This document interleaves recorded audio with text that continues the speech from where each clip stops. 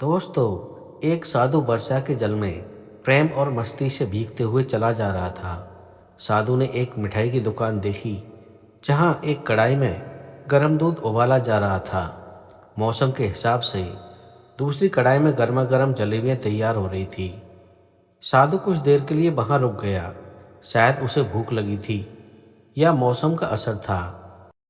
साधु हलवाई की भट्टी को बड़े गौर से देखने लगा। साधु कुछ खाना चाहता था, लेकिन साधु की जेब में पैसे नहीं थे। तो भला पैसे कहाँ से होते? साधु कुछ पल भट्टी से हाथ सेकने के बाद चला ही जाना चाहता था कि नेक दिल हलवाई से रहा न गया और एक प्याला गर्म दूध और कुछ जलेबियां साधु को दे दी। उस साधु ने गर्म जलेबियां गर्म दूध के साथ खाई और फिर हाथों को ऊपर की ओर उठाकर हलवाई को आशीर्वाद दिया। फिर आगे चल दिया। साधु बाबा का पेट भर चुका था। दुनिया के दुखों से बेपरवाह हुए फिर एक नए जोश से बारिश के गंदे पानी के छींटे उड़ाता चला जा रहा था। वह इस बात से बेखबर था कि एक युवा नवविवाहित जोड़ा भी वर्षा के जल से बचता हुआ उसके पीछे आ रहा है। एक बार साधु ने बारिश के गंदे पानी में जोर से लात मारी। बारिश का पानी उड़ता हुआ सीधा पीछे आने वाली युवती के कपड़ों को भिगो गया। उस औरत के कीमती कपड़े कीचड़ से लथपथ हो गए। उसके युवा पति से यह बात बर्दाश्त नहीं हुई, इसलिए वह आस्तीन चढ़ाकर आगे बढ़ा और साधु को कपड़े से पकड़कर कहने लगा, अंधा है, तुझको नजर नहीं आता? तेरी हरकत की वजह से मेरी पत्नी के कपड़े गीले हो गए हैं और कीचड़ से भर गए हैं। साधु हक्का बक्का सा रह गया, जबकि उस युवा को साधु का चुप रहना भी अच्छा नहीं लग रहा था। महिला ने आगे बढ़कर युवा के हाथों से साधु को छुड़ाना भी चाहा, लेकिन युवा की आंखों से निकलती नफरत की चिंगारी देखकर वह भी फिर हटने पर मजबूर हो गई। राह चलते राहगीर भी उदासीनता से यह सब देख रहे थे, लेकिन युवा के गुस्से को देखकर किसी में इतनी हिम्मत नहीं हुई कि उसे रोक पाते। और आखिर जवानी के नशे में चूर इस युवक ने एक जोरदार थप्पड़ साधु के चेहरे पर जड़ दिया। बूढ़ा साधु थप्पड़ की ताप नहीं झेल पाया और लड़खड़ाता हुआ कीचड़ में जा गिरा। युवक ने जब साधु को नीचे गिरता देखा तो मुस्कुराते हुए वहां से चल दिया। बूढ़े साधु ने आकाश की ओर देखा और उसके होठों से निकला, ओ मेरे भगवान! कभी गरम दूध जलेबियां और कभी गरम थप्पड़, लेकिन जो तू चाहे मुझे भी वही पसंद है। यह कहता हुआ वह एक बार फिर अपने रास्ते पर चल दिया। दूसरी ओर वह युवा जोड़ा अपनी मस्ती को समर्पित अपनी मंजिल की ओर अग्रसर हो गया। थोड़ी ही दूर चलने के बाद वे एक मकान के सामने पहुंचकर रुक गए। वे अपने घर पहुंच गए थे। वह युवा अपनी जेब से चाबी निकालकर अपनी पत्नी से हंसी मजाक करते हुए ऊपर घर की सीढ़ियां चढ़ रहा था। बारिश के कारण सीढ़ियों पर फिसलन हो गई थी। अचानक युवा का पैर फिसल गया और वह सीढ़ियों से नीचे गिरने लगा।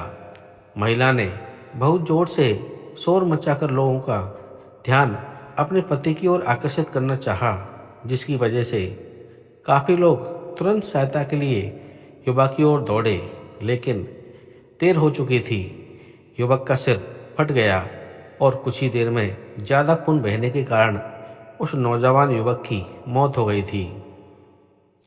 कुछ लोगों ने दूर आते साधु बाबा को देखा तो आपस में कानाफूसी होने लगी कि निश्चित रूप से इस साधु बाबा ने थप्पड़ खाकर युवा को श्राप दे दिया है, अन्यथा ऐसे नौजवान युवक का केवल सीढ़ियों से गिरकर मर जाना बड़े अचंभे की बात लगती है। कुछ मनचले युवकों ने यह बात सुनकर साधु बाबा को घेर लिया। एक युवक कहने लगा कि आप कैसे भगवान के भक्त हैं जो केवल एक थप्पड़ के कारण युवा को श्राप दे बैठे। भगवान के भक्त ने ऐसा गुस्सा हरगिज नहीं होता। आप तो जरा सी अशुद्धता पर भी धैर्य न कर सके। साधु बाबा कहने लगे, भगवान की कसम, मैंने इस युवा को श्राप नहीं दिया। अगर आपने श्राप नहीं दिया तो ऐसा नौजवान युवक सीढ़ियों से गिरकर कैसे मर गया?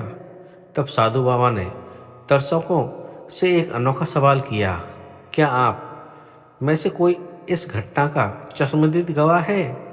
एक लड़के ने आगे बढ़कर कहा, हाँ, मैं इस सब घटना का चश्मदीद गवाह हूँ। साधु ने अगला सवाल किया, मेरे कदमों से जो कीचड़ उछला था, क्या उसने युवक के कपड़े को गंदा किया था? युवा बोला, नहीं, लेकिन महिला के कपड़े जरूर खराब हुए थे।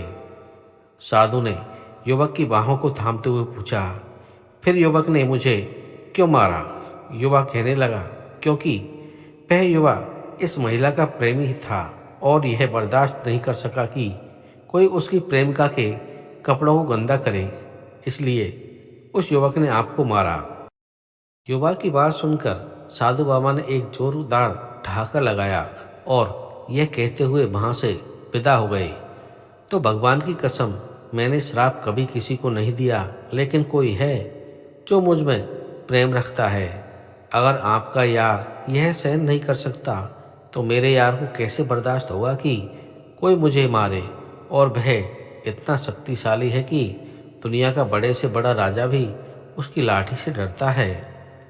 उस परमात्मा की लाठी दिखती नहीं और आवाज भी नहीं करती, लेकिन जब पड़ती है तो दर्द बहुत देती है। तो दोस्तों हमारे कर्म ही हमें उसकी लाठी से बचाते हैं, बस कर्म अच्छे होने चाहिए। तो दोस्तों आपको ये कहानी कैसी लगी हमें कमेंट करके ज़रूर बताएं। थैंक यू दोस्तों, धन्यवाद।